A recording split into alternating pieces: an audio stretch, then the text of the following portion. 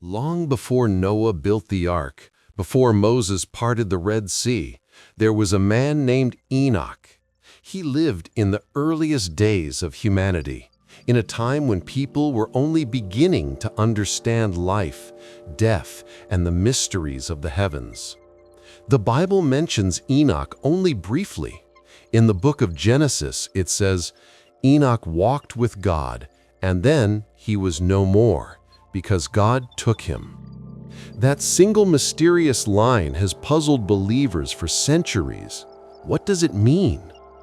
Unlike all the other patriarchs who lived, grew old, and died, Enoch never experienced death. Instead, he was taken directly by God, an honor so rare that only two figures in the Bible share it: Enoch and the prophet Elijah. But who was Enoch really? Tradition says he was the great-grandfather of Noah. He lived in an age of corruption and growing wickedness, but unlike the rest, Enoch was righteous, pure, and close to God. His faith and wisdom were so great that heaven itself opened to him. This is where the mystery deepens. Outside the Bible, ancient writings tell us much more about him. The so-called Book of Enoch reveals a man chosen as a messenger between heaven and earth, a scribe of divine secrets, and a prophet who saw visions of the future. In these hidden texts, Enoch isn't just a holy man, he becomes a cosmic traveler. He is taken up into the heavens, shown the secrets of creation, and entrusted with knowledge that humanity was never meant to know. This is why Enoch is so important. He is not just a forgotten patriarch, he is the bridge between mankind and the mysteries of the divine. His story begins the journey into forbidden knowledge, the realm of angels, giants, and revelations too dangerous for the Bible to keep. And it all starts with a man who walked with God. The Book of Enoch was once one of the most influential writings in the ancient world. Early Jews and Christians read it, quoted it, and even considered it sacred. In fact, the New Testament itself, specifically the letter of Jude, directly quotes the Book of Enoch. So the big question is, if it was so important, why was it banned from the Bible? The answer lies in its content. The Book of Enoch doesn't read like the familiar stories of Genesis or the Gospels. Instead, it speaks of fallen angels called the Watchers, of giants known as the Nephilim, of secrets of heaven, and of visions so cosmic and terrifying that they made church leaders uneasy. Enoch describes angels teaching humans the forbidden arts, warfare, sorcery, astrology, and even how to use cosmetics to seduce. It paints a world where heavenly beings crossed boundaries with mankind. This was not the safe, controlled narrative that religious leaders wanted preserved. By the 4th century, when the official Christian canon was being formed, bishops and councils had to make a choice: which books to keep and which to discard. The Book of Enoch was considered too strange, too mystical, and too dangerous. It didn't fit the theology the church wanted to promote. Yet not everyone agreed. In Ethiopia, the Book of Enoch was preserved and still exists today as part of the Ethiopian Orthodox Bible.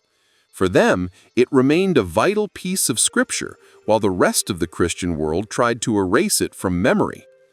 So why was it banned? Perhaps because it gave too much detail about angels and demons, secrets that the church could not easily control. Perhaps because it revealed visions of the end times that rivaled even the Book of Revelation. Or perhaps because it contained truths that were never meant to reach human ears. Whatever the reason, the Book of Enoch became a forbidden text, whispered about, hidden away, and almost lost to history. And maybe that's exactly why it's so fascinating today. After the Book of Enoch was banned and erased from most of the Christian world, it could have vanished forever. But against all odds, one place preserved it: Ethiopia. For centuries, the Book of Enoch was thought to be lost. Scholars in Europe knew of it only through fragments and old references by early church fathers. But in the highlands of Ethiopia, the ancient text never disappeared. There, among the Ethiopian Orthodox Christians, it was not considered forbidden at all. It was holy scripture. The Ethiopian Church has one of the oldest and most unique biblical canons in the world. While the Western Church removed Enoch, Ethiopia kept it alongside books like Jubilees and others that most Christians have never seen. To them, Enoch was not dangerous or heretical. It was a divine witness of God's mysteries. For over 1,000 years, the only complete manuscripts of the Book of Enoch survived in the ancient Ethiopian language of Ge'ez. Generation after generation of monks copied, studied, and taught it, while the rest of the world forgot it even existed. Then, in the late 18th century, a Scottish explorer named James Bruce traveled to Ethiopia. When he returned to Europe, he brought with him several copies of the Book of Enoch. For the first time in over 1,000 years, the West could finally read the forbidden text it had once rejected. Think about that for a moment. If not for Ethiopia, we might never have known the full contents of Enoch. It was their devotion, their belief in its sacredness, that allowed the rest of the world to rediscover this mysterious book. Today, scholars and seekers alike marvel at Enoch's survival. And perhaps it makes you wonder, did Ethiopia preserve it simply by chance? Or was it destiny that this book of heavenly secrets would one day return to light?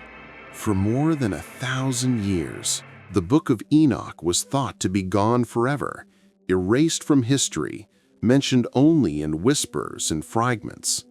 But then, in the 18th century, a dramatic rediscovery brought this forbidden text back into the world.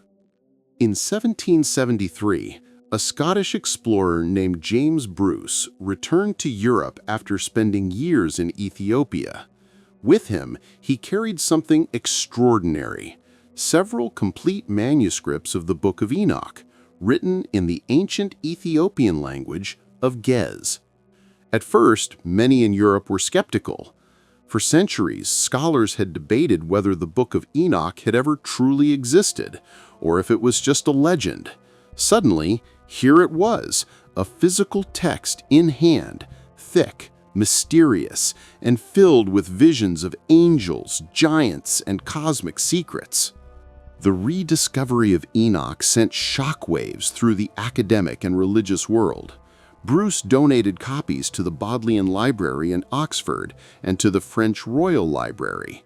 But even then, the book did not immediately become widely known.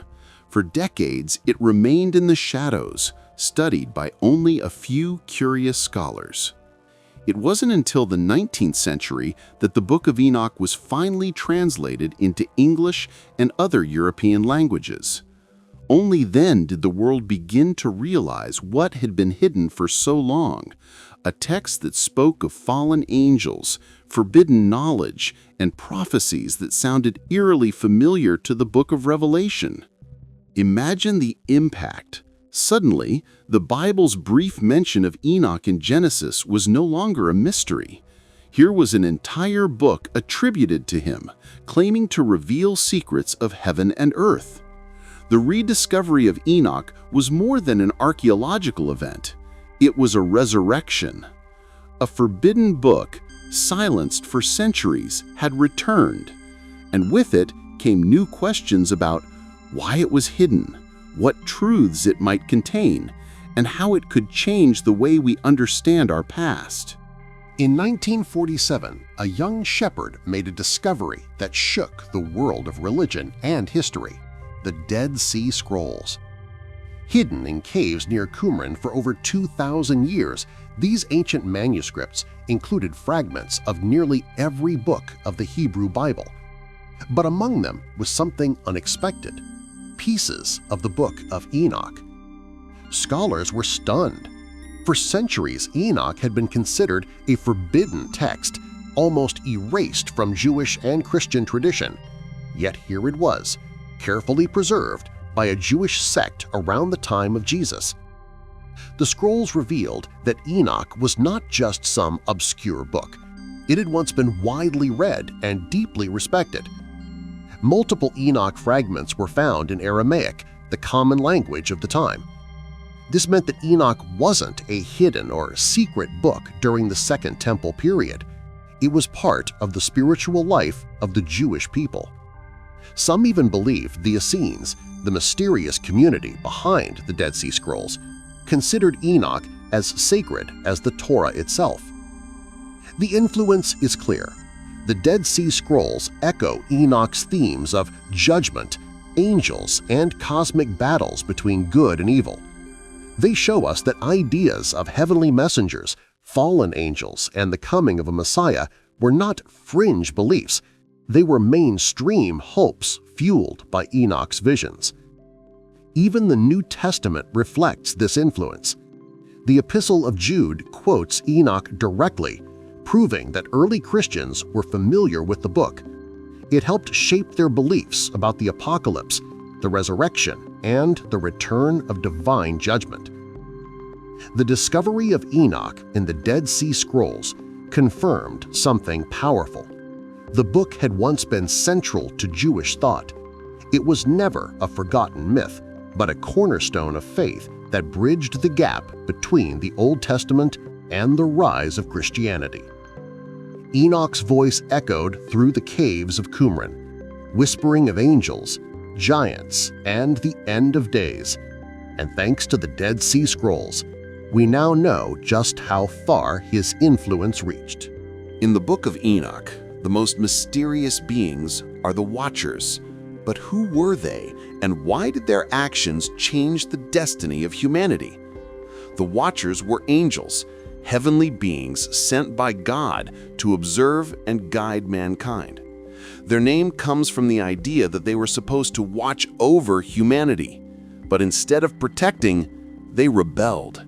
According to Enoch, 200 of these angels descended to earth on Mount Hermon. They made a pact together, swearing to take human women as wives. Their leader, Shemyaza, feared they might regret their decision, but the others insisted, and so the Watchers fell. Once on Earth, they broke every boundary. They taught humans the forbidden arts. Azazel revealed the secrets of weapons, turning men into warriors and killers. Other angels taught sorcery, astrology, enchantments, and even beauty magic, painting eyes and shaping desire. Knowledge meant for heaven was now in human hands. But their greatest transgression was their union with women. From these unnatural marriages came monstrous offspring, the Nephilim, giants who were massive in size, violent in nature, and a terror to the earth. These were not heroes, but destroyers, devouring everything around them. Enoch describes how the cries of humanity rose up to heaven. The corruption was too great, and the earth itself was defiled. God, hearing the suffering of mankind, sent the archangels, Michael, Gabriel, Raphael, and Uriel, to intervene. The Watchers were bound in chains, cast into the abyss, awaiting final judgment. Their children, the Nephilim, were destroyed in the Great Flood. But their legacy, knowledge of war, magic, and forbidden mysteries, was left behind. So who were the Watchers? Angels of light who became bringers of darkness, beings meant to guard mankind who instead corrupted it. Their story isn't just a tale of rebellion, it's a warning that even the purest light can fall, and when it does, the whole world trembles. When the Watchers descended from heaven, they did more than take human wives. They opened a door to knowledge that was never meant for mankind. Knowledge that changed the course of history forever. The Book of Enoch describes how each of the fallen angels revealed a different secret. Azazel, the most infamous among them, taught men the art of making swords, knives, shields, and armor. With his teaching came violence, bloodshed, and endless war. Another angel revealed enchantments and sorcery, ways to summon spirits and manipulate unseen forces. Others taught astrology, the signs of the stars and movements of the heavens, giving humans forbidden insights into fate and destiny. One angel taught how to make mirrors and cosmetics. It may sound innocent, but Enoch describes it as a corruption, using beauty to seduce and deceive, twisting desire into a weapon. Another revealed the power of root cutting, charms, and the secrets of plants, which many believe was the beginning of witchcraft. Piece by piece, the Watchers handed down fragments of divine knowledge. But instead of guiding humanity towards wisdom, it unleashed chaos. War, lust, greed, and corruption spread like wildfire. People no longer looked to God for truth. They turned to the secrets of the fallen. This is why the Watchers were punished so severely. It wasn't only their sin with human women. It was the teaching of knowledge too great, too dangerous for humanity to handle. Knowledge that made men into killers, women into enchantresses, and the world into a place of ruin. And yet, when we look at our modern world, we still see echoes of their gifts. Technology, weapons, astrology, magic, medicine. Were the Watchers truly destroyers, or did they simply accelerate humanity's path toward power?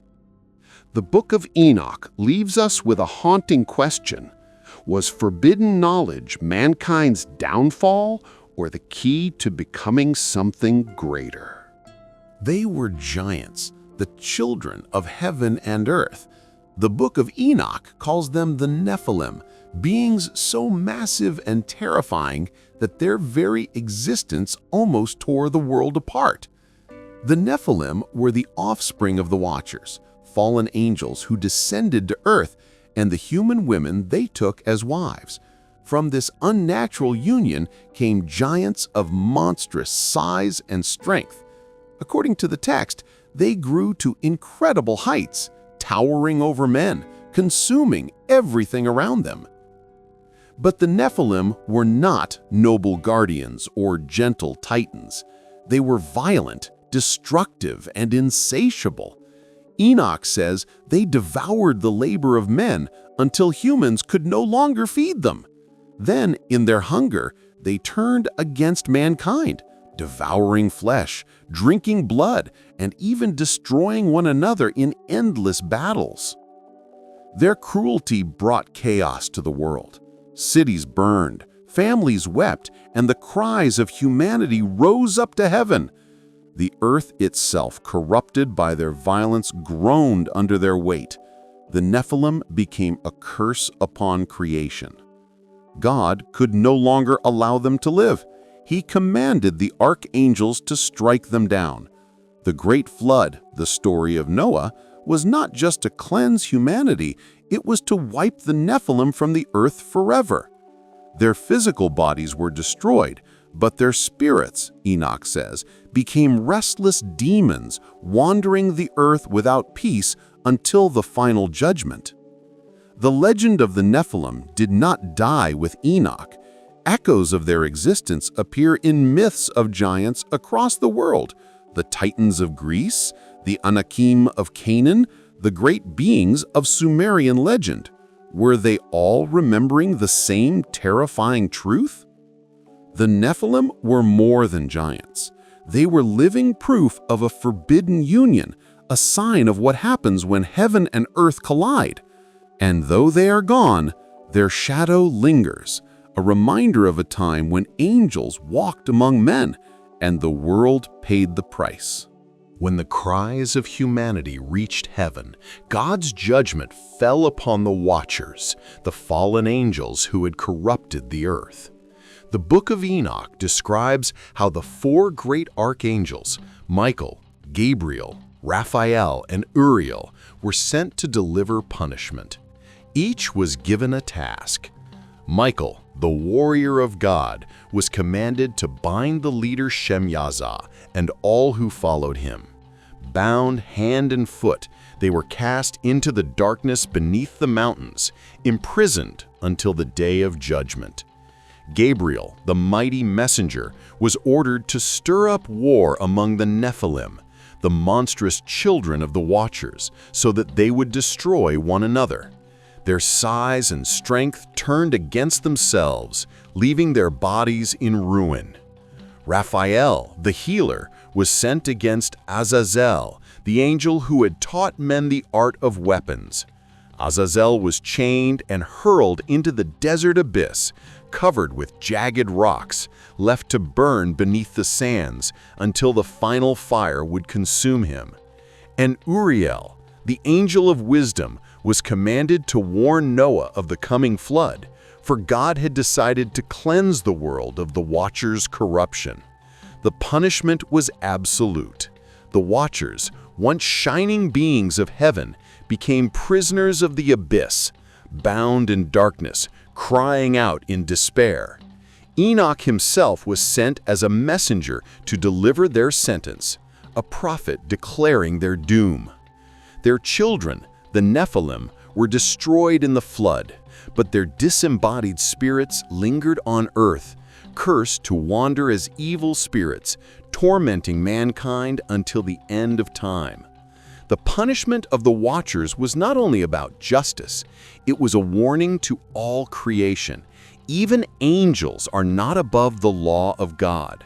Their story became a tale of pride, desire, and ultimate downfall. A cosmic reminder that rebellion against the divine comes at the highest cost. From guardians to prisoners, from light to chains, the Watchers fell, and their punishment echoes across eternity. The story of the Watchers in the Book of Enoch sounds strange, otherworldly, even unbelievable. But hidden inside the Bible itself, there is a mysterious passage that seems to echo the very same tale. In Genesis 6, just before the story of Noah's flood, we read, "The sons of God saw that the daughters of men were beautiful, and they took them as wives. The Nephilim were on the earth in those days, giants, the mighty men of old, men of renown." That's it. Just a few short verses. But what do they mean? Who were these sons of God? Why did their children become giants? And why does this strange story appear immediately before God decides to flood the earth? This is where the Book of Enoch fills in the gaps. In Genesis, the sons of God are unnamed. In Enoch, they are revealed as the Watchers, angels who descended from heaven and took human women. Genesis mentions the Nephilim, but gives no details. Enoch describes them as terrifying giants who devoured mankind and spread violence across the world. Even the flood itself makes more sense when read alongside Enoch. In Genesis, the flood comes because the earth was filled with corruption and violence. But Enoch explains why. It was the rebellion of the Watchers and the destruction caused by their monstrous offspring. For centuries, readers of Genesis puzzled over this cryptic passage. Who were these sons of God? Were they angels, kings, mythical beings? The Book of Enoch boldly answers, they were angels, and their sin changed the world forever. This is why many believe Enoch was once a companion text to Genesis. Together, they tell a complete story of how divine rebellion and human corruption led to the greatest judgment in history, the flood of Noah. So were the Watchers truly behind Genesis 6? Or was Enoch simply expanding on a mysterious hint in the Bible? Either way, the parallels are undeniable, and they reveal a hidden layer of the ancient world where heaven and earth collided, leaving behind the legend of the giants. Enoch was unlike any man of his time. While others lived, aged, and died, Enoch's story ended in a way so mysterious that the Bible records it in a single line. Enoch walked with God, and then he was no more, because God took him. What does it mean to be taken by God? The Book of Enoch expands this cryptic statement into one of the most breathtaking journeys in all of ancient scripture. Enoch describes how he was lifted from the earth and carried through the heavens by angels. He was shown realms no mortal had ever seen, crystal palaces glowing with fire, endless halls filled with angelic choirs, and the very throne of God surrounded by blazing light. But Enoch wasn't just a visitor. He was chosen to become a scribe of heaven, a messenger between God and mankind. The angels gave him visions of the secrets of creation, the movements of the stars, the cycles of time, and the fate of both the righteous and the wicked.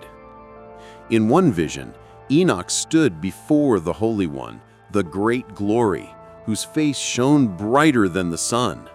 Terrified, Enoch fell on his face, but God himself commanded him to rise, for Enoch had been chosen to record divine mysteries for future generations. This transformation transformed Enoch from man to something greater. Later traditions even describe him as being changed into the angel Metatron, the celestial scribe who stands closest to God's throne.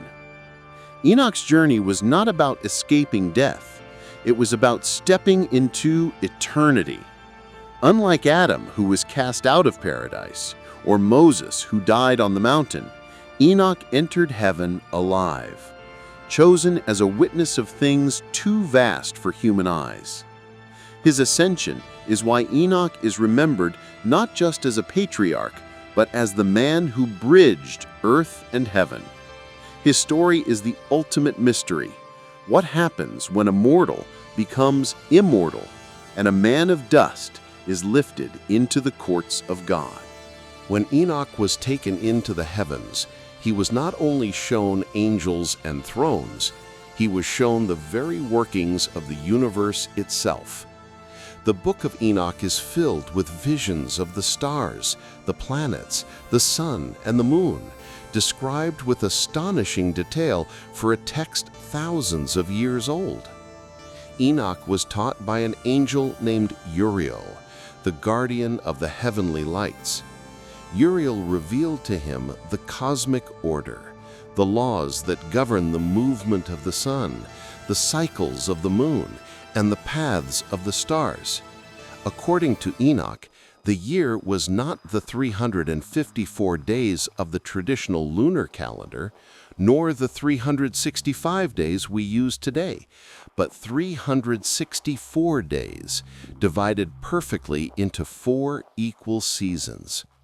To the ancients, this was a radical claim that the heavens followed a precise mathematical order established by God himself.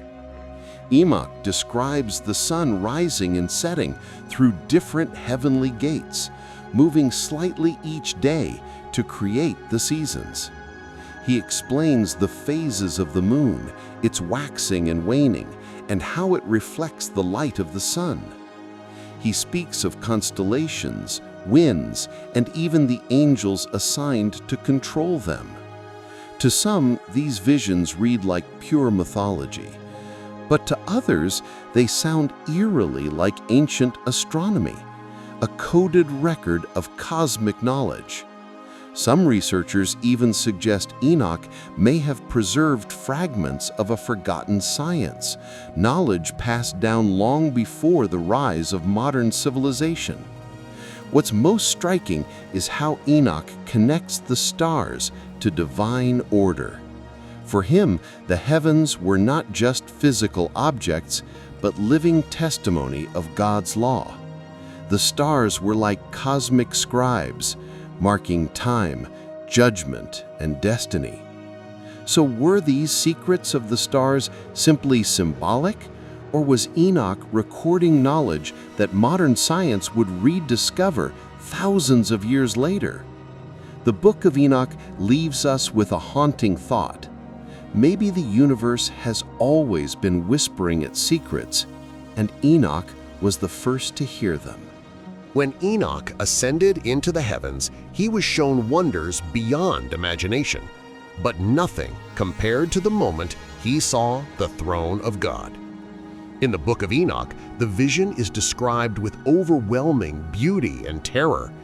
Enoch is brought by the angels into a crystal palace, its walls shining like ice, its floor glowing with fire. Thunder rumbled through the halls and flames leapt from every side, yet the brilliance was not of destruction, it was pure holiness. At the center of it all was the great throne. Its appearance was like sapphire, surrounded by streams of blazing fire. Wheels of light turned beneath it, and rivers of flame poured out before it. Around the throne stood countless hosts of angels, fiery beings clothed in white, their voices rising like a sea of sound. And then Enoch beheld Him, the Ancient of Days, the great glory, the Lord of Spirits. His face shone brighter than the sun, impossible to look upon. A robe of white, pure as snow, covered him, and the whole universe seemed to tremble in his presence. Enoch fell on his face in fear, but a voice called him to rise. He had been brought there not as a condemned man, but as a chosen witness. God Himself allowed Enoch to stand in His court and record the visions that no other mortal had ever seen. This vision of the throne of God is echoed later in the Bible, in the book of Isaiah, in Ezekiel's wheels of fire, and in the Revelation of John. But Enoch's account came first, showing us that he had glimpsed the very heart of heaven long before these prophets. Imagine the impact. A mortal man standing before the throne of God, the center of all creation, the source of judgment and mercy. For Enoch, it was not just a vision, it was the moment he was forever transformed. The throne of God in Enoch's vision is more than an image of power.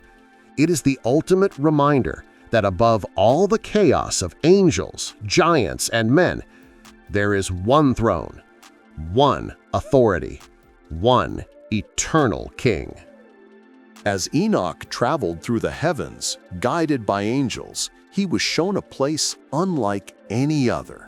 In the center of paradise stood a towering, radiant tree, the tree of life itself. Its fragrance was unlike anything on earth, sweeter than any spice or flower. Its branches reached high into the heavens, glittering with colors that no human eye had ever seen.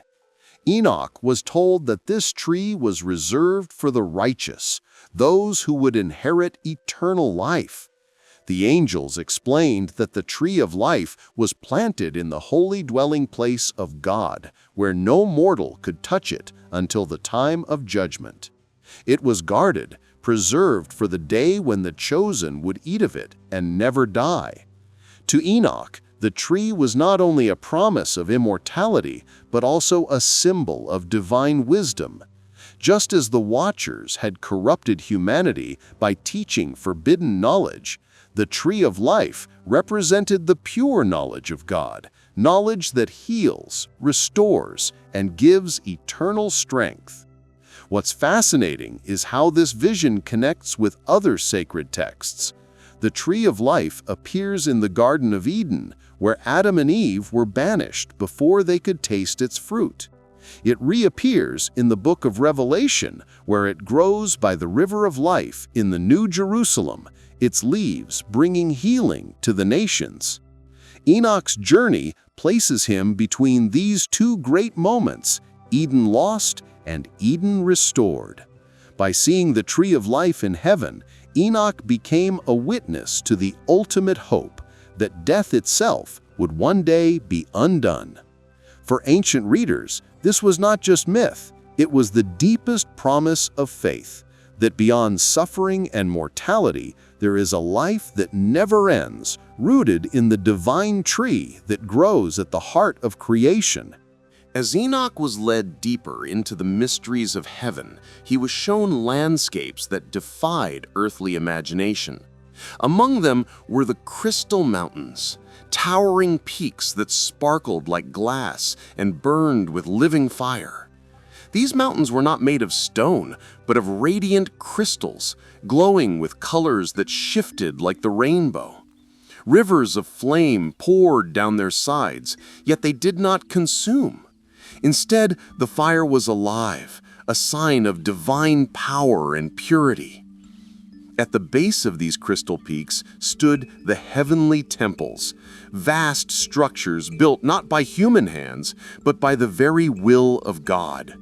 Their walls were like polished marble, their floors glowing as if made of stars. Within, choirs of angels filled the halls with songs of praise, their voices shaking the very foundations of creation. Enoch describes being overwhelmed by the beauty and terror of what he saw. He knew these were not places meant for mortals, but for the eternal hosts of heaven. And yet, he was allowed to walk their halls, to see the altars of light where the angels bowed before the Most High. To Enoch, these crystal mountains and temples were not just scenery, they were symbols of God's holiness, unshakable and eternal. The mountains represented unchanging strength, while the temples revealed the perfect order of divine worship. What's fascinating is how these visions echo through other sacred traditions. In the book of Revelation, John describes walls of jasper and streets of pure gold, a heavenly city that gleams like crystal. Ancient myths across cultures also speak of crystal palaces and sacred mountains where gods dwell. But Enoch's vision came first, painting a picture of a cosmos filled with radiant architecture where even the mountains themselves shine with God's glory. The crystal mountains and heavenly temples remind us of this, that heaven is not only a realm of spirits, but a living, radiant world built from light, fire, and crystal, waiting beyond the veil of our own. In the book of Enoch, long before Noah ever built his ark, the coming of the great flood was already foretold. Enoch, the great-grandfather of Noah, was given visions of the earth's corruption. He saw how the Watchers, fallen angels, had descended, taught forbidden knowledge, and fathered the Nephilim, giants who brought violence and ruin across the world. The earth cried out under their weight, and even the elements seemed defiled. God revealed to Enoch that judgment was inevitable. The waters of heaven and the fountains of the deep would be unleashed, washing away the corruption of angels and men. Only one family, Enoch's own bloodline, would survive, preserved by the building of an ark. In his visions, Enoch even warns his son Methuselah about what is to come, passing down the prophecy that his grandson Noah would be the chosen one to endure the cataclysm. This means that the flood was not simply a sudden decision of God. It was part of a divine plan revealed generations in advance. What makes this prophecy extraordinary is how it parallels Genesis but adds a deeper cosmic layer. In Genesis, the flood is punishment for humanity's wickedness, but in Enoch, the true cause is the corruption of heaven itself, the rebellion of angels and the birth of unnatural beings who were never meant to exist. The flood, then, was not just about cleansing human sin, it was about restoring the balance of creation, wiping away the stain of the Watchers and their monstrous offspring. For Enoch, the prophecy of the flood was both terrifying and hopeful. It meant destruction, yes, but also renewal, a second chance for humanity, purified by the waters of judgment, to walk once again in the order God had set from the beginning. When Enoch was shown the future of the world, it was not only the flood he saw. He also witnessed visions of the final days, the great apocalypse when all creation would tremble. In his prophecy, Enoch saw the heavens torn open, the sun and moon darkened, and the stars falling from the sky. Mountains melted like wax before fire. The seas boiled with fury, and the earth itself shook as though it were alive. Enoch describes vast armies of angels descending, separating the righteous from the wicked. Thrones were set up for judgment, and the ancient kings of the earth, along with the watchers who had rebelled, were dragged before the great throne to receive their final sentence. The wicked would be cast into a fiery abyss, a prison of eternal darkness, while the righteous would shine like the stars, dwelling in the light of God forever. Enoch even speaks of a figure known as the Son of Man, seated beside the Lord of Spirits, who would judge the nations and bring eternal justice. This vision is striking because it echoes so many later apocalyptic writings. The imagery of stars falling, earth shaking, and fire consuming is repeated in Isaiah, Ezekiel, Daniel, and finally in the book of Revelation. But Enoch's version may be the oldest, the root from which these later prophecies grew. For Enoch, the apocalypse was not simply the end of the world, it was the great unveiling, the moment when the hidden corruption of angels and men would finally be exposed, and the eternal kingdom of righteousness would begin. The question Enoch leaves us with is haunting. Are these visions symbolic stories, or were they glimpses of an actual destiny still waiting in humanity's future? In the heart of the Book of Enoch lies a prophecy so mysterious, yet so familiar, that it echoes directly into later Jewish and Christian writings, the coming of the Messiah. Enoch speaks of a figure called the Son of Man, also called the Elect One and the Righteous One. This being was hidden in the presence of God before the creation of the world, waiting for the appointed time to be revealed. In Enoch's vision, this Messiah is no ordinary man. He is the chosen judge of heaven and earth, seated beside the Lord of Spirits. When the time comes, he will rise to judge kings and nations, to cast down the mighty and vindicate the poor and oppressed. The Messiah in Enoch is radiant, described as shining brighter than the sun. He will bring light to the righteous, destroy the power of the wicked, and establish an eternal kingdom of peace. What makes this prophecy astonishing is its timing. The Book of Enoch predates the New Testament by centuries, yet its description of the Son of Man sounds strikingly similar to how Jesus is later described in the Gospels and Revelation. The imagery of judgment, glory, and eternal rule resonates across both texts. Scholars debate whether early Christians drew from Enoch or whether Enoch himself tapped into an ancient stream of messianic hope that was already part of Israel's spiritual memory. Either way, the connection is undeniable. For the ancients, Enoch's prophecy was not just a story of destruction, it was a story of salvation. It promised that in the midst of corruption and chaos, a Savior would rise, chosen by God to set the world right. The coming of the Messiah in the Book of Enoch is not about the end of history, it is about the dawn of eternity. In his visions, Enoch was shown not only the mysteries of heaven, but also the terrifying end that awaited the wicked. At the heart of this prophecy is the final judgment, when all the hidden deeds of humanity, angels and kings, would be revealed. Enoch describes the day when the great books of heaven would be opened and every soul would be measured by what was written. No secret would remain hidden. The watchers who defiled the earth, the giants they created, and the corrupt rulers who followed them would all stand before the great throne of God. For the righteous, this day meant vindication. They would be clothed in garments of light and welcomed into the presence of the Lord of Spirits forever. But for the wicked, the vision was terrifying.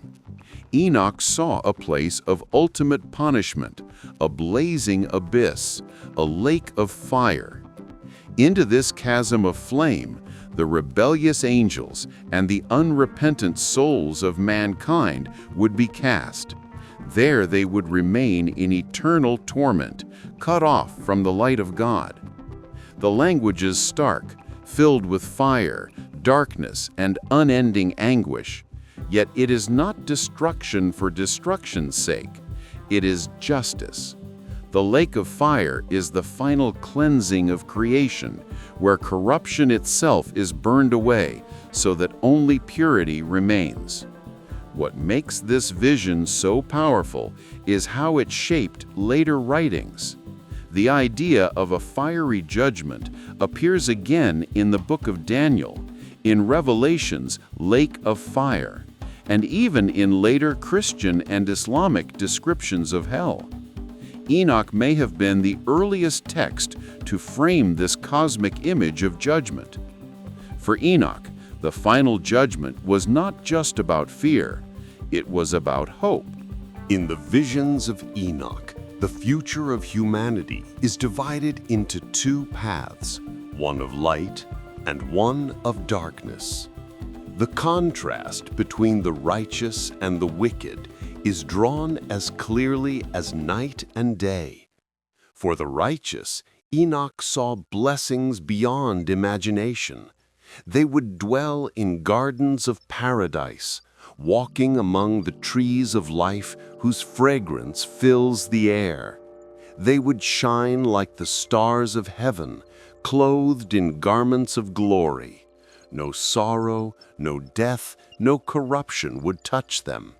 Instead, they would stand forever in the presence of the Lord of Spirits, living in eternal peace. But the fate of the wicked could not be more different. Enoch describes them as shadows, stripped of their power and beauty. Their kingdoms crumble, their names are erased, and their souls are cast into places of darkness. Some are bound in fiery prisons, while others are swallowed by the abyss, cut off from all memory of life. The great reversal is at the heart of this vision. Kings, rulers, and giants who once dominated the earth are cast down, while the humble and faithful are lifted up. In Enoch's prophecy, it is not earthly power that matters, but purity, justice, and loyalty to God. This stark contrast shaped later apocalyptic thought. Jesus speaks of the sheep and the goats. Revelation describes the book of life, and Islamic tradition echoes the separation of the righteous from the damned. But in Enoch, the message is already clear that every life leads to one of two destinies. For the readers of Enoch, the lesson was both warning and promise.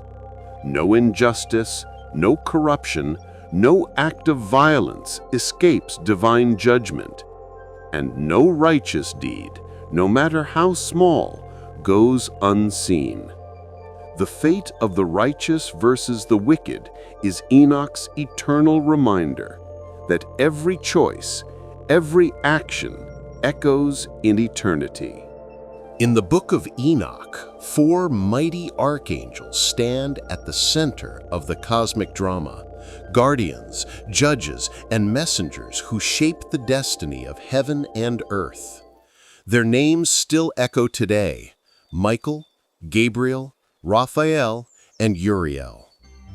Michael, the great warrior, is the protector of Israel and the commander of heavenly armies. In Enoch's visions, Michael is the defender of the righteous, the one who intercedes for humanity when the fallen angels bring chaos to the world. He is the angel of mercy, but also of war, striking down the enemies of God. Gabriel, whose name means God is my strength, is the messenger of power.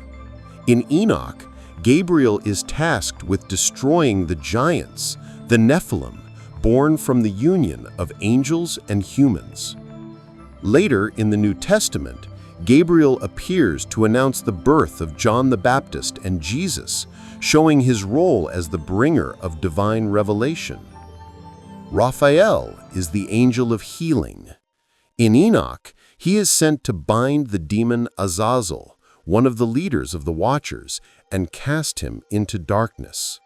Raphael is also the one who comforts Enoch with words of peace, showing his dual role as healer of both body and spirit. His name, God Heals, captures his mission perfectly. Uriel is the light of God, the guide of Enoch's visions. He reveals the secrets of the stars, the sun, and the moon. He teaches Enoch the heavenly calendar and the mysteries of time. Uriel is wisdom itself, the angel who shines the light of knowledge on hidden things. Together, these four archangels form the pillars of God's order: mercy, strength, healing, and wisdom. They wage war against the Watchers, guard the throne of God, and guide humanity toward righteousness. What makes Enoch's account so striking is how vivid these angels are. In later traditions, they become familiar figures, but here they are fierce, active warriors in the great struggle between heaven and corruption. The Book of Enoch reminds us that the battle for creation is not fought by men alone. Behind the veil, these four archangels stand as eternal guardians, watching, fighting, and guiding the destiny of the world. Among the fallen angels in the Book of Enoch, none is more infamous than Azazel. While others taught forbidden knowledge, Azazel gave humanity the deadliest gift of all, the art of war. Enoch describes how Azazel descended to earth and revealed the secrets of weapons. He showed men how to forge swords, shields, breastplates, and knives. He taught them the ways of battle, turning human hands into instruments of bloodshed. But Azazel's corruption went further. He instructed women in the use of cosmetics and enchantments, introducing vanity, lust, and sorcery. What seemed like beauty and power became chains that led mankind deeper into corruption. In Enoch's account, Azazel becomes the very symbol of rebellion. While the other watches spread scattered forms of forbidden knowledge, astrology, metalworking, magic, it was Azazel who turned the knowledge of heaven into weapons of destruction. His influence, Enoch says, filled the earth with violence and blood. The archangels were horrified. Michael, Gabriel, Raphael, and Uriel went before God and accused Azazel, declaring that his sins had corrupted the whole world. In response, God commanded Raphael to bind him. Azazel was chained, cast into the desert of Dudael, and buried in sharp stones until the day of final judgment, when he would be thrown into the lake of fire. Later traditions would remember Azazel in different ways. In Leviticus, a mysterious ritual sends a goat to Azazel into the wilderness, a symbolic transference of sins. In Islamic lore, Azazel is sometimes equated with Iblis, the great rebel. But in Enoch, Azazel is the corrupter of mankind, the angel who armed humanity for endless war. Through Azazel, the Book of Enoch delivers a chilling warning: knowledge without wisdom becomes destruction. The sword he gave mankind still echoes today, every time violence tears through the world. While Azazel taught mankind the ways of war, another figure stood above all the fallen angels: Shemyaza, the great leader of the Watchers. According to the Book of Enoch, Shemyaza was one of the chiefs of heaven, a mighty angel entrusted with authority. But when desires stirred within the Watchers, It was Shemyaza who led the rebellion. He was the one who first proposed the unthinkable, that angels should descend to earth and take mortal women as wives. At first, the other angels hesitated, fearing the judgment of God. But Shemyaza swore an oath and bound them together, declaring that if one was to fall, they would all fall. 200 angels agreed, and together they descended upon Mount Hermon. This pact sealed their fate forever. Once on earth, Shemyaza and his followers corrupted mankind, teaching forbidden knowledge, charms, enchantments, astrology, and the cunning of roots. But worst of all, their unions with human women gave birth to the Nephilim, giants who brought ruin and bloodshed to the world. In Enoch's visions, Shemyaza is portrayed as both powerful and tragic. He is not reckless like Azazel, but deliberate, a leader who knowingly defied the order of heaven. When judgment came, the angels who followed him were bound, and their monstrous children destroyed in the flood. Some traditions say Shemyaza was imprisoned beneath the earth, chained among the stars as a warning to all who defy God. Others claim he hangs between heaven and earth, suspended in eternal shame for his rebellion. Shemyaza's story is the tale of a leader who chose desire over duty, rebellion over obedience. His oath brought down not only himself, but an entire host of angels, altering the course of human history. In Enoch, Shemyaza becomes the eternal symbol of pride and downfall, the leader who dared to challenge the boundaries between heaven and earth. In the Book of Enoch, angels are not only warriors and messengers, they're also the hidden governors of creation itself. Behind the movements of the sun, the blowing of the wind, and the falling of rain stand mighty spirits appointed by God to maintain the balance of the universe. Enoch is shown that every element of nature has its angel. The winds are guided by great archangels who carry them across the earth, north, south, east, and west, each with its appointed power. The rains and clouds have their keepers, who release or withhold water from the heavens according to divine command. Even fire itself is governed by angelic beings, blazing with both destructive and purifying force. One angel guards the thunder, another the lightning. The stars and constellations, too, move according to the paths given to them by heavenly guardians. Nothing in creation is left to chance. Every rhythm of nature is part of an ordered harmony. Uriel, the angel of light, explains these secrets to Enoch. He reveals that when men think the world is ruled by chaos, it is in fact carefully maintained by angelic hands. But when the watchers fell and began to corrupt the earth, even the harmony of nature was disturbed. Storms raged, seasons faltered, and the natural world groaned under the weight of sin. What's striking is how Enoch's vision connects the spiritual and the natural. Nature is not a blind machine, but a living order, watched over by servants of God.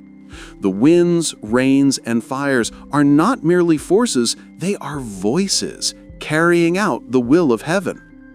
For the ancients, this was both comforting and terrifying. It meant that every drop of rain, every flash of lightning was part of a greater story, an eternal orchestra conducted by unseen angels. In the Book of Enoch, the great drama of heaven begins not with mankind, but with the angels themselves. It tells of a rebellion so bold that it shook the balance of creation. The Watchers were angels sent to guard and guide humanity, but instead of protecting, they desired. Led by Shemyaza and Azazel, they swore an oath together on Mount Hermon, a pact that bound them in rebellion. Their crime was not only lust for mortal women, but the hunger for power, the desire to reshape the world according to their own will. This rebellion was more than disobedience, it was a challenge to the divine order. By teaching mankind sorcery, weapon-making, astrology, and forbidden secrets, the Watchers tried to blur the line between heaven and earth. What was meant to remain hidden became exposed, and humanity, unprepared, was consumed by violence and corruption. The cries of the earth rose up, and the archangels, Michael, Gabriel, Raphael, and Uriel, went before the throne of God. They accused the Watchers, declaring that their corruption had filled the world with blood. In response, God passed judgment. The Watchers would be bound in chains. Their children, the Nephilim, would be destroyed in the flood, and their leader, Azazel, would be cast into a desert pit covered in jagged stones until the final judgment. This angelic rebellion reveals the terrifying truth at the heart of Enoch's vision. Even beings of light are not immune to pride and desire. When they fall, their corruption is far greater than that of man, for their knowledge and power can shatter the very order of creation. The story of the Watchers became a warning passed through generations that the greatest danger comes not only from men who rebel, but from angels who forget their place before God. The Book of Enoch is not only a story of angels and judgment, it is also one of the oldest records of astronomy in human history. Known as the Astronomical Book or the Book of the Heavenly Luminaries, this section describes the movements of the sun, moon, and stars with astonishing detail. In his visions, Enoch is guided by the angel Uriel, who reveals the hidden laws that govern the heavens. He is shown how the sun rises and sets through heavenly portals, how the moon waxes and wanes in a precise cycle, and how the stars are assigned their courses by divine decree. Enoch records that the year is not chaotic, but ordered, 364 days, divided into perfect patterns of weeks, months, and seasons. This solar calendar, preserved by the Essenes at Qumran, was strikingly advanced for its time, centuries before modern science could confirm the rhythms of the cosmos. The text also describes the paths of the winds, the phases of the moon, and even the names of angels who govern each celestial body. To the ancients, this was not superstition. It was sacred knowledge, proof that the universe itself was designed with precision and purpose. But there's a darker side, too. Enoch warns that when the Watchers fell, they corrupted this knowledge. Astronomy, which was meant to reveal the glory of God, was twisted into astrology, fortune-telling, idol worship, and false guidance that led men astray. In the Book of Enoch, the stars are not lifeless points of light, they are living flames, kept in order by angels. And if they stray from their appointed path, they too are punished, bound in chains until the day of judgment. To read Enoch's astronomy is to see how the ancients viewed the heavens, not as empty space, but as a vast spiritual clock, measuring time, destiny, and the eternal order of creation. One of the most fascinating revelations in the Book of Enoch is the description of a 364-day calendar, a system said to be shown to Enoch by the angel Uriel himself.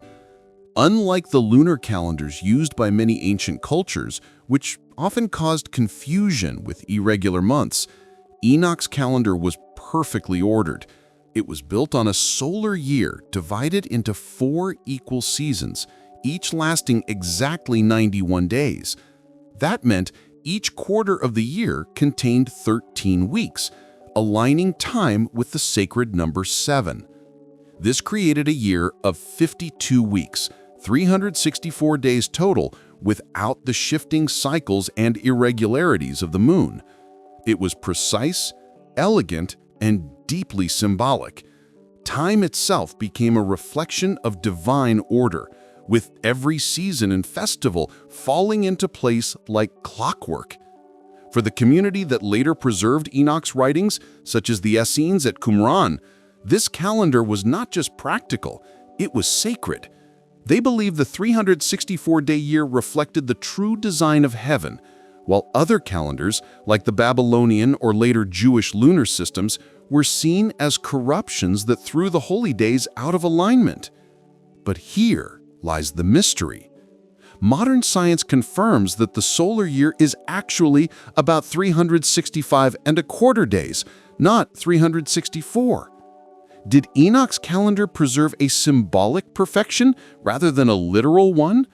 Or did the ancients know of the difference and build their system to reflect an ideal heavenly cycle instead of an earthly one? The 364-day calendar of Enoch reveals how ancient people sought harmony between heaven and earth. To them, time was not random, but sacred, an eternal rhythm designed by God, with every sunrise and sunset woven into a cosmic order. In the Book of Enoch, the universe is not flat, but layered, divided into realms known as the seven heavens. Each heaven is a vast dimension, filled with secrets, angels, and mysteries that revealed the structure of creation. In the first heaven, Enoch sees the foundations of the natural world, the winds, clouds, and storehouses of snow and rain. It is the closest to Earth, where the cycles of weather are governed by angelic keepers. The second heaven is a darker place. Here, Enoch beholds imprisoned angels, those who rebelled against God and await judgment in chains of fire. The third heaven is a realm of both beauty and terror. On one side, Enoch sees paradise, the Garden of Eden, where the tree of life stands in radiant glory. On the other, he sees a place of torment where sinners suffer until the final judgment. In the fourth heaven, the sun and moon are kept, with angels guiding their paths across the sky. Here, time itself is measured and balanced according to divine order. The fifth heaven is the dwelling of the Watchers who refuse to join Shemyaza's rebellion. They weep constantly, mourning the sins of their fallen brothers.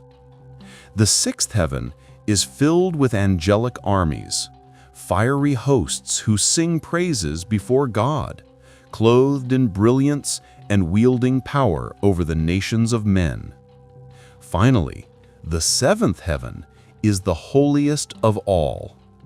It is where Enoch beholds the throne of God, surrounded by fiery seraphim, countless angelic choirs, and the eternal light of creation itself.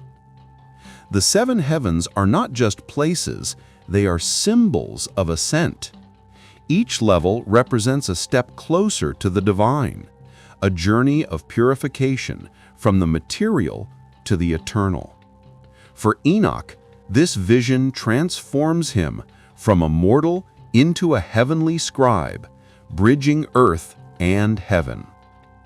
The symbolism of the seven heavens reminds us of an ancient truth. The universe was seen not as empty space, but as a sacred ladder, each rung drawing the soul closer to the infinite. In his visions, Enoch was not only shown angels and judgments, he was also entrusted with secret knowledge of time itself. The Book of Enoch reveals a cosmic calendar, a system where days, months, and years are woven into the very fabric of creation. The angel Uriel guides Enoch through the mysteries of the sun and moon, teaching him how their movements mark the changing of seasons. The year is divided with divine precision, 364 days, arranged into perfect cycles of weeks. Every season has its appointed time, every festival its rightful place, and every turning of the heavens reflects the order of God. To Enoch, Time is not random, but sacred.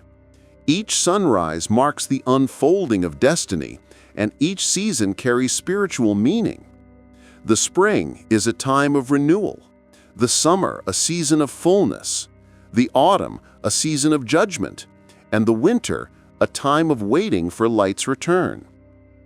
Enoch also warns that when mankind strays away from this divine calendar, whether by corruption, neglect, or false teachings, chaos enters the world. Crops fail, storms rage, and holy days lose their power. For him, time itself is an act of obedience to God, a rhythm that must be honored.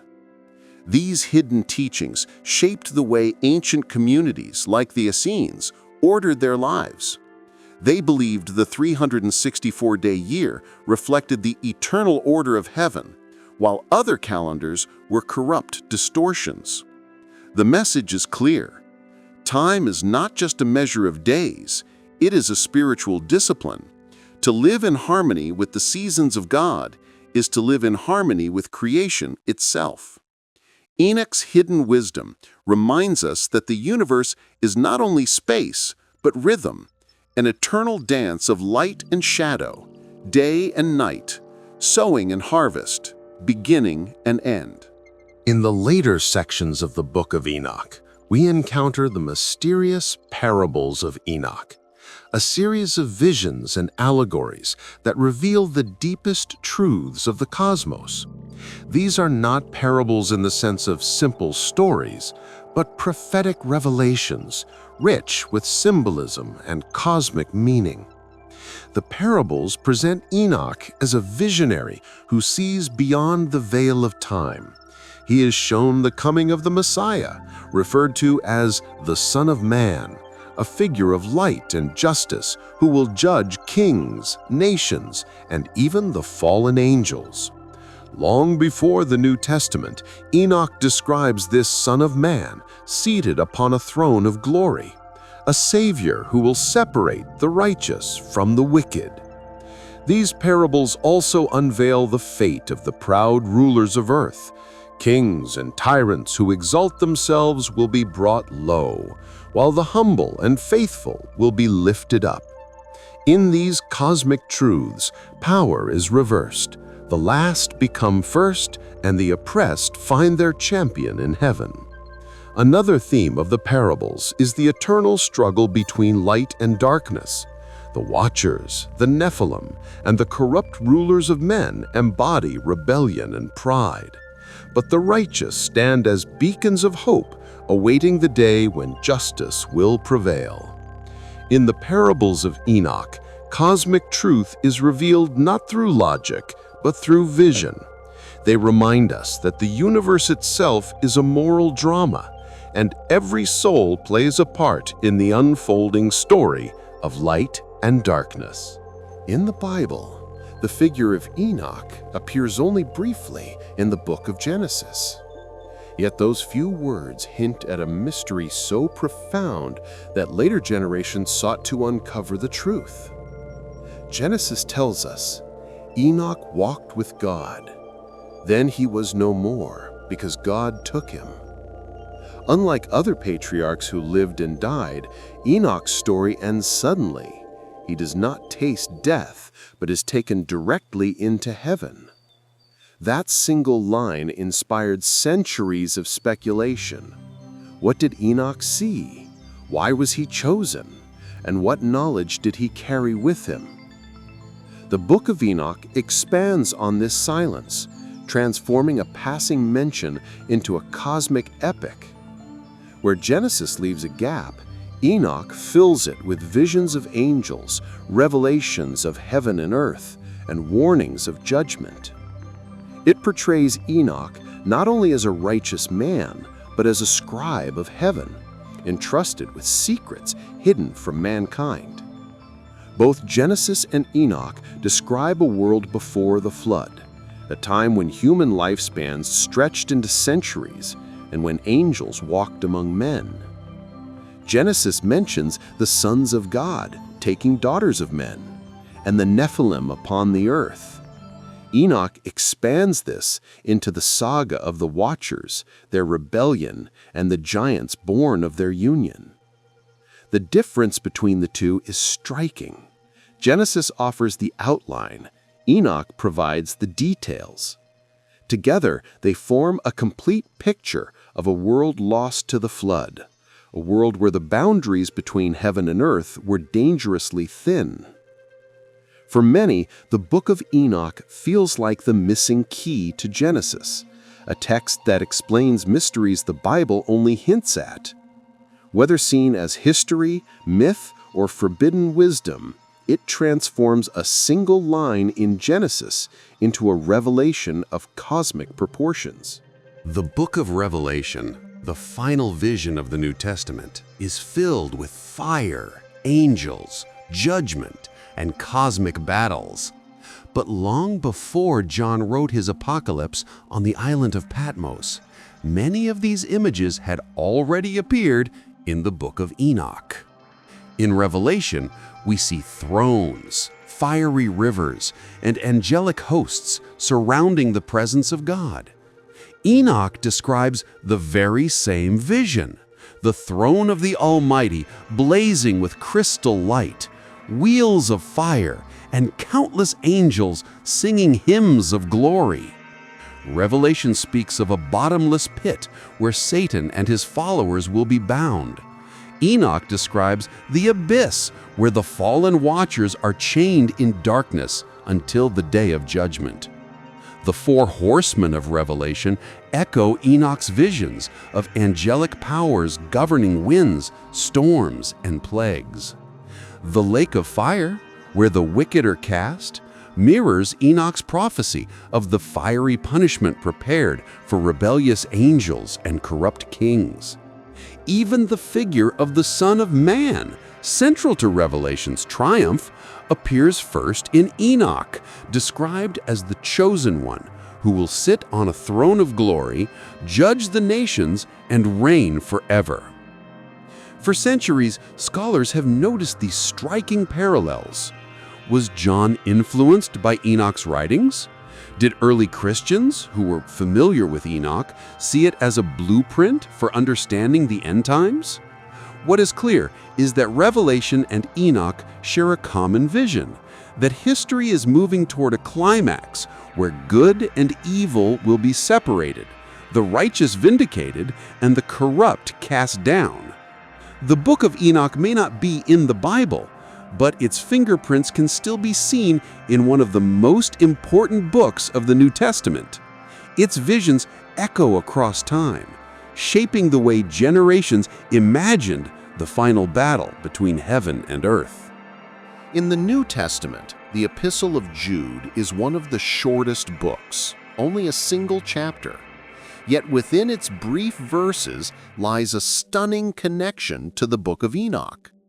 Jude warns his readers about corrupt teachers and false leaders, comparing them to the rebellious angels who left their proper place and were bound in eternal chains. This echoes directly from the story of the Watchers in Enoch. But even more striking is Jude 14:15, where he explicitly quotes Enoch by name. Enoch, the seventh from Adam, prophesied about them, "Behold, the Lord comes with 10,000s of his holy ones to execute judgment on all, and to convict all the ungodly of all their ungodly deeds." This is not a paraphrase, it is a word-for-word quotation from the Book of Enoch, chapter 1. It shows that in the early Christian era, Enoch's writings were not only known, but considered authoritative enough to be cited in Scripture. Why does this matter? Because it reveals that the boundary between biblical and non-biblical texts was not yet fixed. For Jude, Enoch's prophecy of divine judgment fit perfectly into the message of Christ's return. The Epistle of Jude proves that the Book of Enoch deeply influenced early Christianity. Even though later church councils removed Enoch from the canon, its voice still echoes within the Bible itself. Enoch's prophecy became part of Christian teaching, that the Lord will return with countless angels, bringing justice to a world corrupted by pride and sin. In the earliest centuries of Christianity, the Book of Enoch was not a forgotten text. It was a treasure. Church fathers like Tertullian and Justin Martyr considered it important, and some even believed it should remain part of Scripture. Why? Because its themes resonated deeply with the Christian message. Enoch spoke of the Son of Man, a messianic figure of light and glory who would come to judge the living and the dead. This vision of the coming Savior aligned perfectly with early Christian faith in Christ. The book also emphasized resurrection, eternal judgment, and the triumph of the righteous, ideas that became central to Christianity. For believers in the first centuries, Enoch provided a bridge between the ancient world of Genesis and the hope revealed in the Gospels. Yet, over time, the connection faded. By the 4th century, church councils rejected Enoch from the canon. Its vivid depictions of angels, giants, and cosmic visions were considered too strange, too dangerous, or too tied to Jewish apocalyptic traditions. Slowly, it vanished from the Western Church, surviving only in Ethiopia. But the fingerprints of Enoch remained. The New Testament echoes its language, Revelation mirrors its imagery, and the Epistle of Jude even quotes it outright. For early Christians, Enoch was not a heresy. It was part of the framework through which they understood Christ, angels, and the end times. The lost connection to Enoch reminds us that early Christianity was broader, richer, and more diverse than the leader church allowed. By removing Enoch, an entire dimension of early belief where heaven and earth, angels and men, destiny and judgment were woven together was set aside. Yet, even today, Enoch's voice still whispers through the Bible, a forgotten prophet pointing to truths that shaped the foundation of the Christian faith. In Jewish mysticism, especially within the tradition of the Kabbalah, Enoch is more than a prophet. He becomes a mystery at the heart of heaven itself. While the book of Genesis simply says that Enoch walked with God and then was no more because God took him, mystical writings expand this moment into a transformation unlike any other. Enoch, the righteous man, is said to have ascended alive into the heavens and been transformed into the archangel Metatron, the angel of the presence and the heavenly scribe. In Kabbalistic thought, Metatron is second only to God's throne. He is the keeper of divine secrets, the guide of souls, and the one who records the deeds of men in the heavenly books. Some traditions even call him the Lesser Yahweh, reflecting the overwhelming light of God's glory. This transformation of Enoch into Metatron is seen as the ultimate mystical ascent, the passage of a human being into angelic immortality. For the Kabbalists, it became a model of how the soul can rise through the 7 heavens, shedding layers of impurity and drawing nearer to the infinite light. Enoch also plays a role in Jewish magical and mystical texts, where he appears as a master of divine names and angelic hierarchies. His wisdom bridges heaven and earth, uniting human prayer with angelic song. In Kabbalah, Enoch represents the hidden potential within every human to transcend mortality, to pierce the veil of creation, and to enter into direct union with the divine. His story is not only history, it is a map for the mystical journey of the soul. Through Enoch, the Kabbalists saw proof that man was not destined to remain earthbound. The gates of heaven had already been opened, and one of their own had walked through to become eternal. In modern times, some readers of the Book of Enoch have asked a provocative question. Were the Watchers actually ancient aliens? The text describes heavenly beings descending from the skies, glowing with power, teaching mankind forbidden knowledge, metallurgy, astronomy, and even cosmetics. They intermarry with humans, producing hybrid offspring, the Nephilim, giants who shake the earth. To ancient peoples, these were angels, but to some modern interpreters, they sound suspiciously like visitors from the stars. Could Enoch's visions be a record of extraterrestrial contact, retold in a language of myth and faith? The theory gained popularity in the 20th century, especially through writers like Erich von Däniken, who saw the Watchers as advanced beings mistaken for gods. In this view, the forbidden knowledge was technology far beyond what early humans could understand. Even the descriptions of heavenly chariots, fiery mountains, and crystal palaces have been compared to spacecraft and advanced machines. But others cautioned that the text is not about aliens at all. It is about morality, rebellion, and the dangers of misusing divine gifts. For the ancient writers, the Watchers symbolized spiritual corruption, not beings from another planet. Still, the mystery remains compelling. Were the Watchers fallen angels, divine rebels, or misunderstood visitors from the stars? The Book of Enoch leaves the question open. What it does show, beyond doubt, is that humanity has long looked to the skies for answers, whether in the language of faith, myth, or speculation about life beyond our world.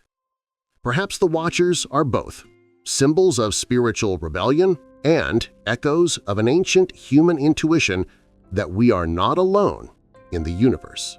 The Book of Enoch describes the Nephilim, giants born from the union of the Watchers and human women. These beings were enormous in size, violent in nature, and so destructive that their existence brought the world to ruin. But what's fascinating is that myths of giants are not unique to Enoch. They appear in cultures all across the world. In the Bible itself, we hear of the Rephaim and the Anakim, giant tribes that terrified Israel. In Greek mythology, the Titans were cosmic giants who rebelled against the gods, much like the Watchers' children. Norse mythology speaks of the Jotnar, giants who embody chaos and stand in opposition to the gods of Asgard. In Native American traditions, tribes tell of red-haired giants who once roamed the land. In South America, legends describe enormous beings who walked the Andes. Even in Mesopotamia, the land of the earliest civilizations, myths speak of beings of immense size who shaped the world. Why does nearly every culture have stories of giants? Some suggest it is a shared memory of real encounters, perhaps with unusually tall tribes or even fossil discoveries that sparked myth. Others believe it is symbolic, giants representing chaos, pride, or the unchecked power of rebellion. For readers of Enoch, the answer is clear. The Nephilim were the unnatural offspring of angels and humans, a corruption of the natural order. Their violence forced God to cleanse the earth with the flood. But whether we see them as literal beings, exaggerated legends, or symbols of cosmic disorder, the Nephilim connect Enoch's vision to a universal human theme. Across the world, humanity has always remembered and feared the Age of Giants. The Book of Enoch tells of the Watchers, angels who descended from heaven to teach mankind forbidden knowledge and who fathered the race of giants known as the Nephilim. But far older than Enoch are the myths of ancient Sumeria, where similar stories were told of the Anunnaki. The Anunnaki were described as powerful gods who descended from the heavens, bringing knowledge, law, and civilization to humanity. In some texts, they ruled over mankind, while in others, they intermingled with humans, shaping the course of history. The parallels are striking. Both the Watchers and the Anunnaki are heavenly beings who came down to Earth. Both are associated with the teaching of hidden wisdom, whether agriculture, astronomy, or the crafting of tools. And in both traditions, their interference disrupts the natural order, bringing conflict and imbalance to the world. Some modern researchers have connected the Nephilim of Enoch with the Anunnaki of Mesopotamia, suggesting they may be two versions of the same ancient memory. Different names, but the same core story. Beings from the skies altering human destiny. Others argue that the stories reflect universal archetypes, myths that arise wherever humans wonder about the origins of knowledge and power. Did it come from the divine? From rebellion? From beyond the stars? What is certain is that the myth of divine beings descending to Earth runs like a thread through the world's oldest civilizations. In Mesopotamia, they were the Anunnaki. In Enoch, they were the Watchers. Whether gods, angels, or something else entirely, both stories revealed the same truth.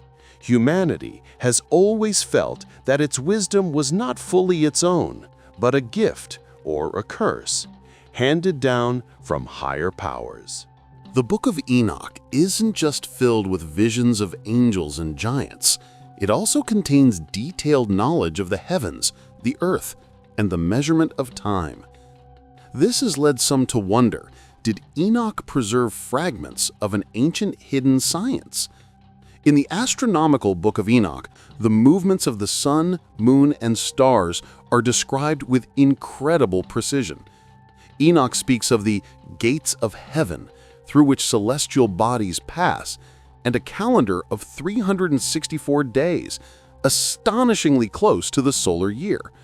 Was this simply mythic poetry, or was it a scientific system encoded in symbolic language? Even more mysterious are the sections where Enoch describes the secrets of lightning, thunder, and the winds, natural forces given to angels who govern them. Some have suggested these were early attempts to understand meteorology or even electrical phenomena. The Watchers are also said to have revealed forbidden knowledge, metallurgy, weapon making, cosmetics, astronomy, and even magical arts. To believers, this was dangerous corruption, but to others, it sounds like a sudden leap in human knowledge, almost as if a lost scientific tradition had been passed down. Scholars caution that Enoch's text is not science in the modern sense. It is mystical, symbolic, and religious, but the precision of its astronomical imagery raises a question. Was the Book of Enoch preserving traces of an ancient hidden science, hidden within the language of visions and prophecy? Whether divine revelation, symbolic teaching, or ancient proto-science, Enoch's writings reveal a truth. Knowledge has always been both a gift and a danger, a power that can elevate humanity or destroy it, depending on how it is used. The Book of Enoch is one of the most mysterious ancient texts ever written, and for some, it is more than mythology. It is a record of contact with beings not of this earth. Enoch describes being taken up into the heavens by fiery chariots, guided by shining beings with immense power. He speaks of crystal palaces, thrones of blazing light, and star-like entities that seem almost mechanical in their movement. To traditional readers, these are visions of angels and the divine, but to ancient astronaut theorists, they sound suspiciously like descriptions of spacecraft and advanced technology seen through the eyes of a man from antiquity. The Watchers, angels who descended to Earth, are often reinterpreted as extraterrestrial visitors. They teach forbidden knowledge, metallurgy, astronomy, and even weapon making. To a modern mind, that sounds like the transfer of advanced technology. Their offspring, the Nephilim, could be seen as the result of genetic experimentation or hybridization. Even Enoch's ascension is described in ways that some interpret as abduction. He is lifted from earth, shown the workings of the universe, and returned with revelations. Is this simply spiritual symbolism or an early account of contact with higher intelligences? Of course, scholars of religion emphasize that the Book of Enoch is symbolic and theological, not scientific. But the ancient astronaut theory remains powerful because it bridges two deep human questions. What is the source of our knowledge, and are we alone in the universe? Whether you see Enoch's visions as divine, symbolic, or extraterrestrial, one thing is certain. The Book of Enoch challenges us to reconsider the boundaries between myth, religion, and the possibility of life beyond Earth. The Book of Enoch has always been a problem for religious authorities. It was once widely read by Jews and early Christians, even quoted in the New Testament. But eventually, the book was declared heretical and banned. Why? Because its ideas were simply too dangerous to control. Enoch describes angels descending from heaven, teaching forbidden knowledge, and producing giants that filled the earth with violence. It portrays cosmic secrets, the movements of the stars, the calendar of time, and visions of heaven that threatened to reshape theology. If accepted as scripture, the Book of Enoch would have radically altered Christian doctrine, especially about angels, the Messiah, and the end of the world. The early church chose to leave it out of the canon. But despite suppression, it survived, hidden in Ethiopia, preserved in the Ge'ez language, and treasured by the Ethiopic Orthodox Church for centuries. Copies also appeared in Jewish mystical traditions and later in the Dead Sea Scrolls, proving that it could not be erased. When European scholars rediscovered the text in the 18th century, it shocked the world. Suddenly, people could read the forbidden book that the Church had tried to bury. And the more they read, the more questions arose. Why was this book silenced? What truths did it contain? In the end, the Book of Enoch escaped the control of the Church because its story was too powerful. It was carried across continents, hidden in monasteries, whispered in mystical circles, and eventually resurrected for the modern world. It shows us one truth: ideas cannot be destroyed. They can be buried, but they will rise again, just like the voice of Enoch himself, echoing across history. The Book of Enoch is not just an apocalyptic vision.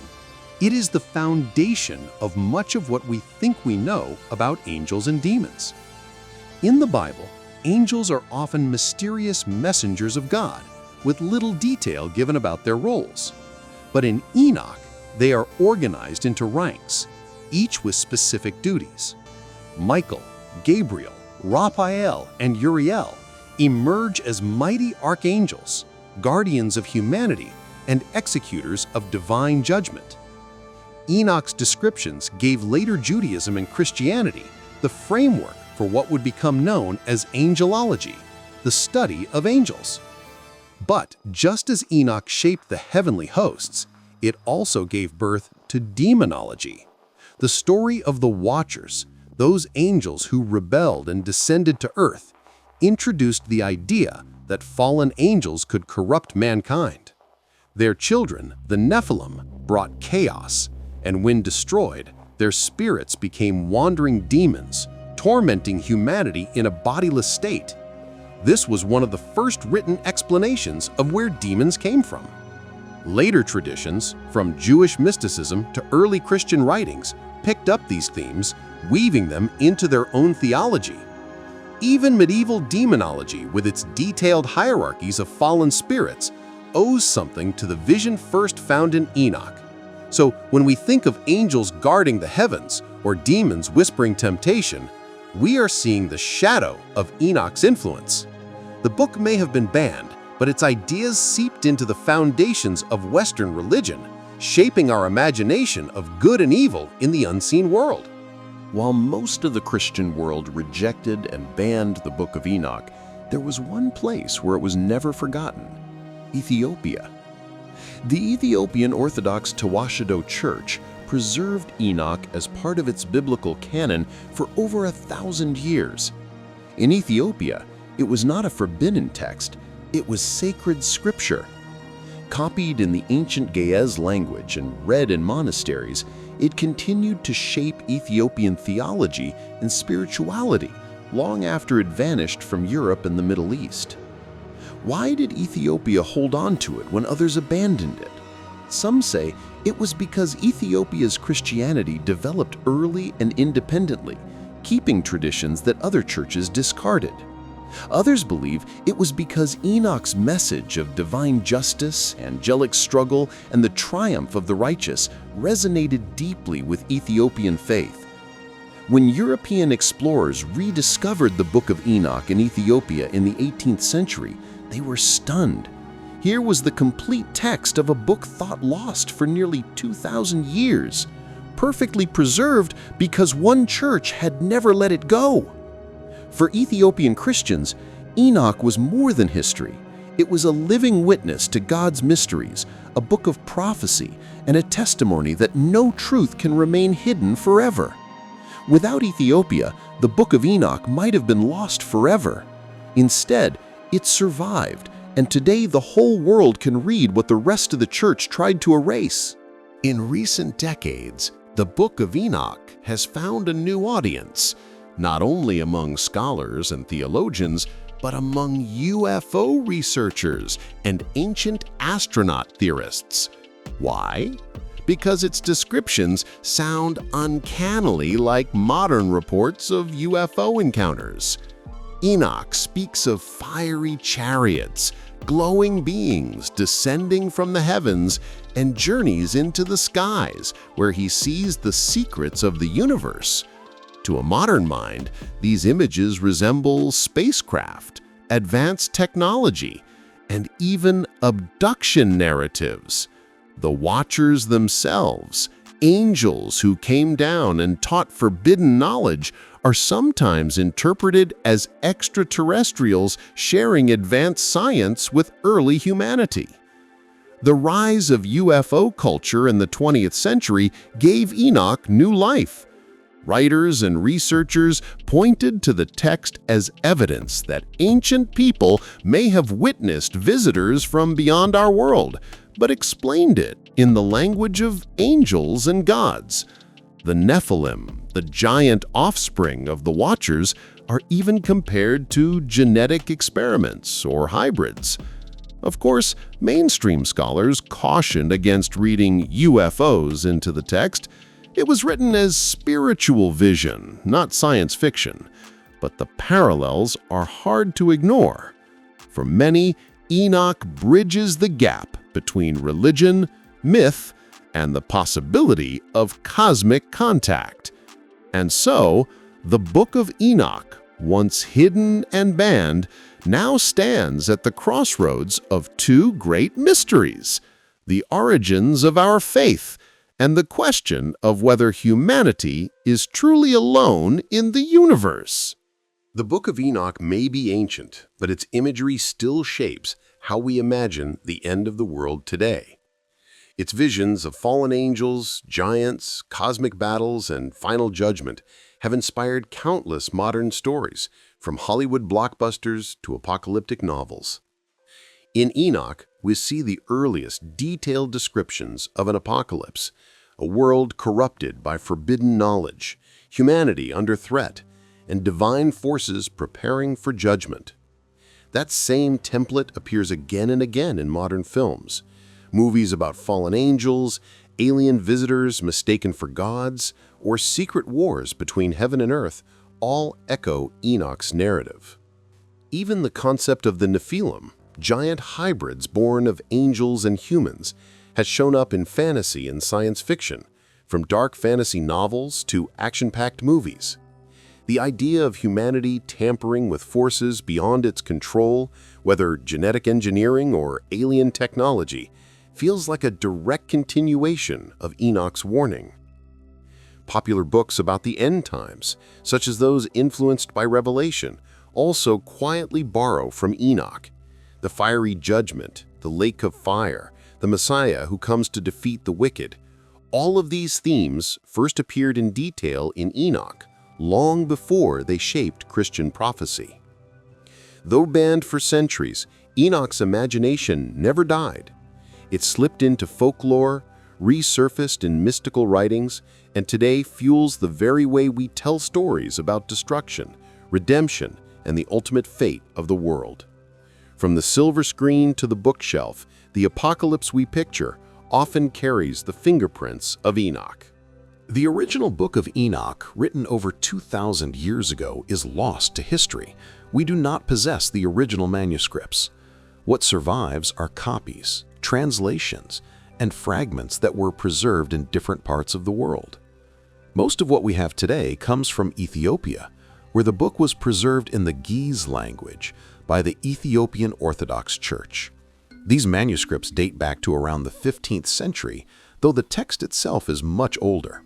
The Ethiopian Church kept it as canonical scripture, while the rest of Christendom largely forgot it.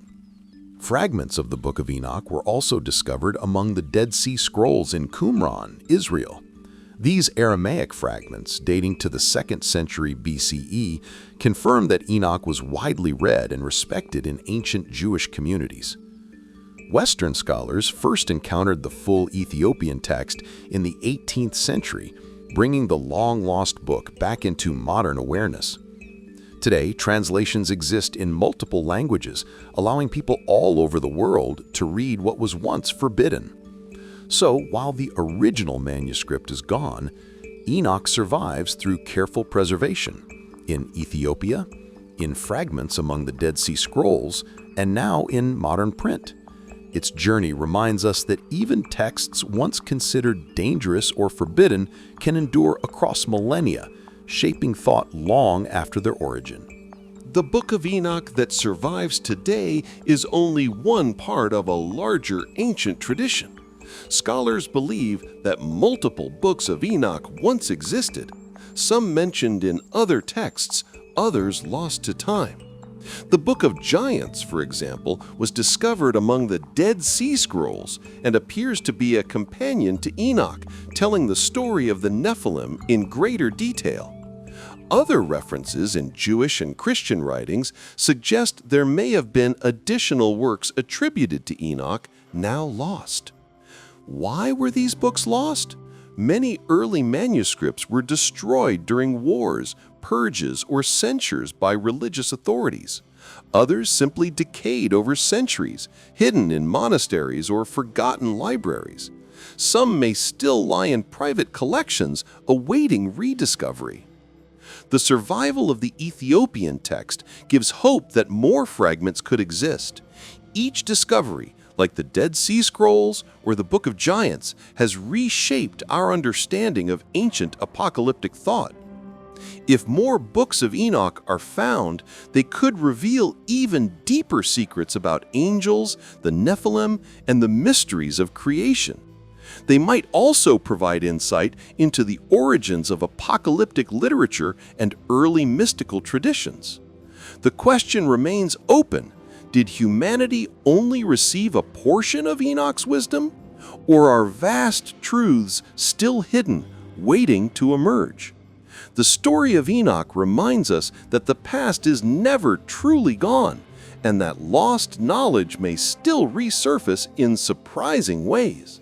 The Book of Enoch is ancient, but its message resonates across time. At its heart, it is a story about choices, corruption, and the consequences of forbidden knowledge. a warning that feels eerily relevant today. The Watchers, who taught humanity powerful secrets, brought violence, chaos, and moral decay. Their offspring, the Nephilim, symbolize the consequences of unchecked power and rebellion. Enoch's visions remind us that knowledge, if misused, can destroy civilization. In a modern context, this could apply to technology, genetic engineering, artificial intelligence, or even the way humanity exploits the natural world. Are we, like the Watchers, overstepping boundaries meant to preserve balance? Enoch also emphasizes justice and accountability. He shows that the righteous will be protected, while the corrupt will face judgment. This echoes a universal principle: actions have consequences, whether spiritual, moral, or environmental.